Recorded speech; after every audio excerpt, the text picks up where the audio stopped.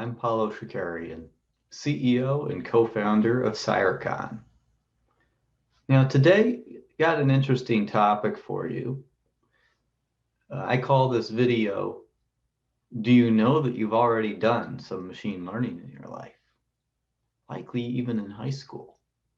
What we're going to do today is use something that many of you are familiar with, namely linear regression, that you've probably done in a class like physics or chemistry using an Excel spreadsheet. But this is actually a form of machine learning called supervised machine learning. And with supervised machine learning, you're taking a set of data, we call it historical data, and using it to make a model. And that mathematical model will make predictions about the future based on that historical data. So I put together a little example today on this. So what you see here in this slide is this is a simple problem. Here we're looking at marketing spend and we're looking at sales. These are just totally made up numbers. And you see in that little Excel plot on this slide, those two variables are related. Now, obviously, based on just glancing at that, you could see, hey, we could probably predict the sales numbers based on the marketing spend. So of course, with Microsoft Excel, it offers a very simple feature to create a regression line. And that's what we'll see here. And also in Excel, you have this nice formula, y equals here 2.2x plus 30,558. Now, everyone recognizes that from high school. This is just y equals mx plus b. Now, of course, if you want to predict a future value for sales, you just plug in the marketing number for x, and that's what you get. Now, what was actually produced by that regression model software within Excel? Well, it gave you two things. It gave you the m and the b. It gave you the slope and the intercept of that line. You could, in theory, throw away all that historical data and just have the m and b, and you can make new predictions. So the process that Microsoft Excel used to create that m and the b using that historical data, that's called model training. You took historical data and it created a mathematical model. So what if we had a new data point? Well, of course, now that's easy. You then plug that into your spreadsheet, plot the graph again, and create a new line.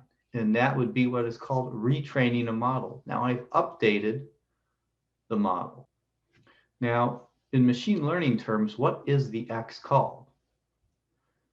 The X is referred to, in most cases, as a feature. We're going to stick in this conversation to feature-based machine learning. Deep learning, although often is used in the supervised case, is what's called featureless, but that topic is a little beyond the scope of this video for now. So we'll focus on features. X is a feature. So a feature is something that we think is going to be predictive of the other variable. So in this case, the sales number or the marketing numbers is the X or the feature, and that's being used to predict the sales numbers, the Y value. So this was a very simple example. We had one X feature and we had a numerical value, the Y value. Now, what if you had multiple features? Well, in most supervised machine learning algorithms, especially ones that are commercialized, you probably will have hundreds of these features. You could imagine that if I had two features, I could visualize it like I did my Excel workbook with a chart. Now the chart would be in 3 dimensions. I'd have an X and a Y predicting some Z value. When you have hundreds of features, you can't really visualize it as a human being anymore because we can only perceive figures in 3 dimensions. But that really doesn't matter for a computer. It can take all of those variables and it can create a complex model.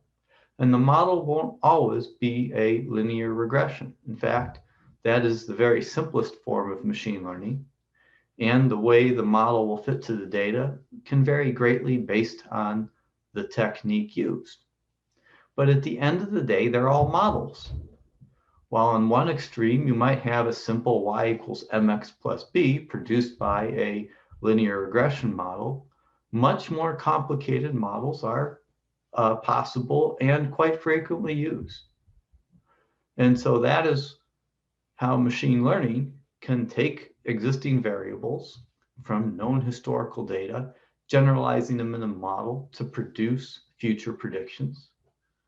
And we see that in things used in the industry, especially around cybersecurity, like our own stuff at Cyricon. We're taking in features that are from sources like the deep web and dark web and social media, and we're using it to predict if a given vulnerability is exploited or not. Yes, it's a much more complicated process than a simple linear regression model, but at the end of the day, we're producing a model. So thanks for tuning in. I hope this video helps you understand just a little bit more about machine learning. Please feel free to check our website or our YouTube channel for new videos coming up, and enjoy the rest of your day. Bye now.